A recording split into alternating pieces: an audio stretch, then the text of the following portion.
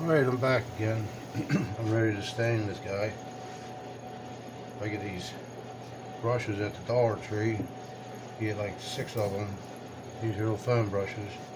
You get like 6 of them for $1.25. Can't beat that.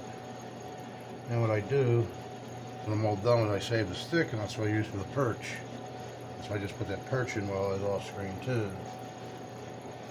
But let's stain this bugger up. I like to let the stain run a little bit, then I'll wipe it off later. A lot of nooks and crannies to get into. It's more or less like a dab instead of a really a stain. You gotta let it run. I'll stand them up on end and let it run off. Get inside the eyes. Like I said, they're cheap little foam brushes, but they work well. They serve its purpose.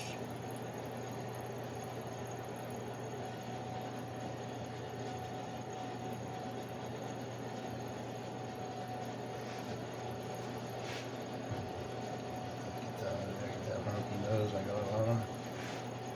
What I do is I glue a little piece of the wood on for the eyebrows and for the nose before I start carving, and that helps them stick out a little bit better. I think the eyebrows really put the personality into the wood spirit, and the nose, well, every nose is different.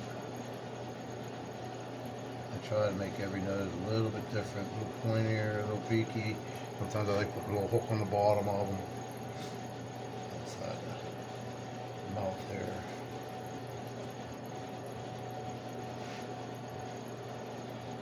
Yeah, I just let it run. When I'm done, I'll wipe it. Get that perch.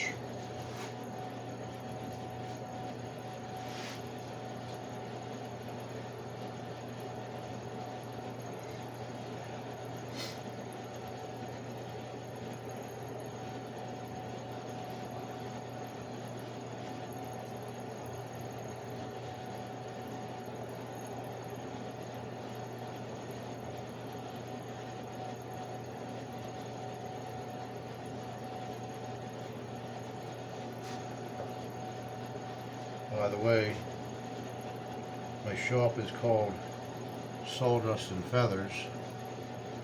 My wife helped me pick that name out. My wife also makes birdhouses. She makes decorative birdhouses. I'm sort of stuck on these wood spirit birdhouses. I think they're cool. They make me happy to carve out. But she likes adding things to her birdhouses.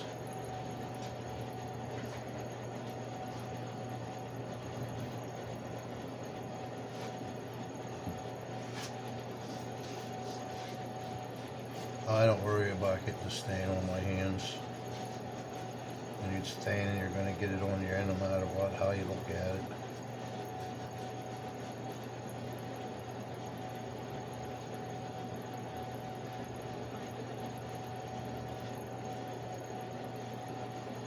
This is golden pecan stain.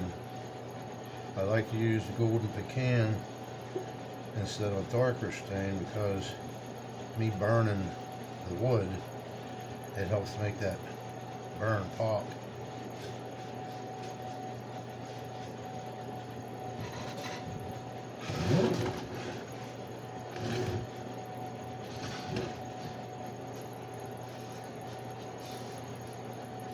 And this is a piece of old drywall that I have down on top of my bench that I don't worry a whole lot about it getting a stain on it. Actually, I just flipped it over last week because I have a couple other more birdhouses that I'll be showing you at the end of this video that we have, that I have made. We have a store on Etsy. Etsy, E-T-S-Y, I think it is. my spelling isn't always there.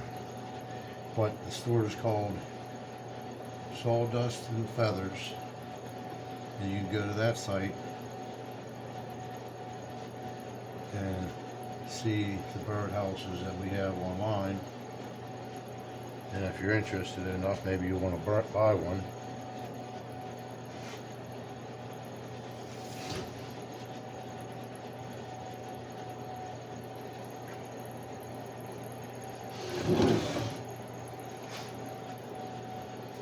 I like letting that stain sit on there and soak in a bit. I'll do the roof. When my dad was alive, he'd always tell me, whenever you're painting, always start from the top and work your way down, because that's which way the paint's going to flow. And it really works well with staining. Definitely runs down.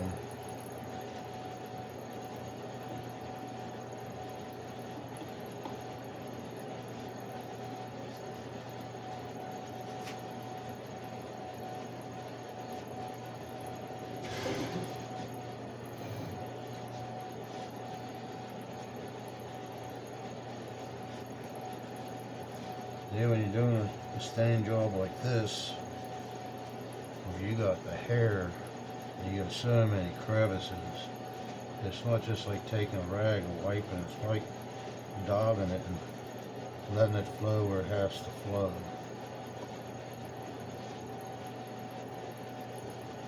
There's a lot of cracks and nooks and crannies to get into when you're doing a wood spirit. Let's blot them off and stain the back. Now this is where I can just swipe it on.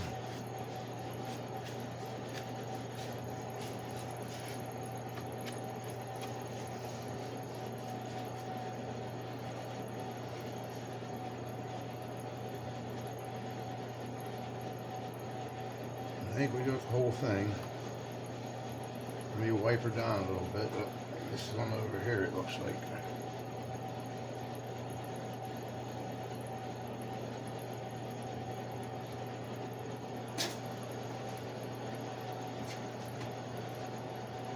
I have a stain rag here. I'll just daub them. And I'll let it sit, let it hang over the bench and let the stain run on onto the floor. It don't matter. Let it soak in a little bit more.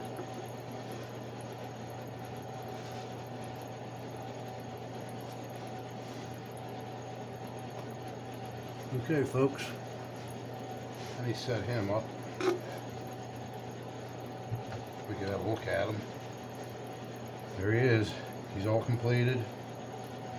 Got his head, his hair, everything flowing the way I wanted it to. Now, I don't know what we're going to name him yet, though, but if you get on my site at Etsy, and I'm sure they'll have a name on him by then. Let me show you a few of my other birdhouses I've done. Let's see, where are they? Here they are. The first one is Loki. I'm not sure what the other ones are,